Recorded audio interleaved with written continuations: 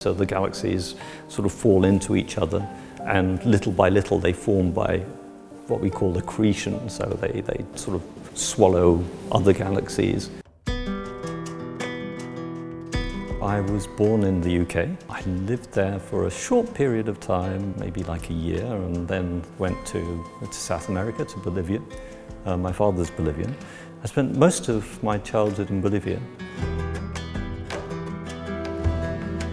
Curiosity has always been a very important part of my life, and when I was very, very young I sort of asked about the stars and asked why they didn't fall, and at some level that's essentially what I've been doing all throughout my life, is sort of trying to figure out why the stars don't fall.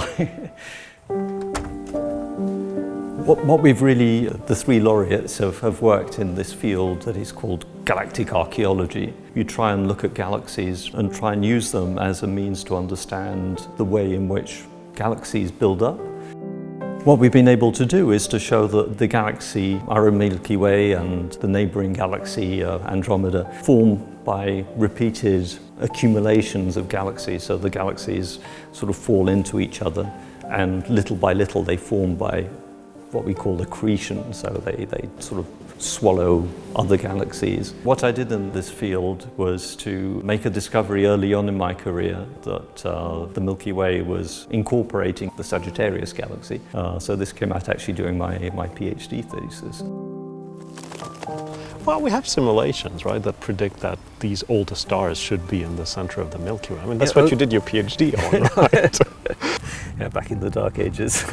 With the latest versions of the Gaia data, it's going to get so much better. It'll be fascinating to combine all of this and see how the stars move in detail. Yeah, no, I'm really thrilled to see what comes out of that. The matter that is easily detectable from our telescopes, if you sort of make an inventory of that and add up all the mass, you see that there's not enough mass to account for the motions of those structures. So it can be stars in galaxies or galaxies around each other. Either we've got the understanding of gravity wrong, or there's this other stuff, dark matter.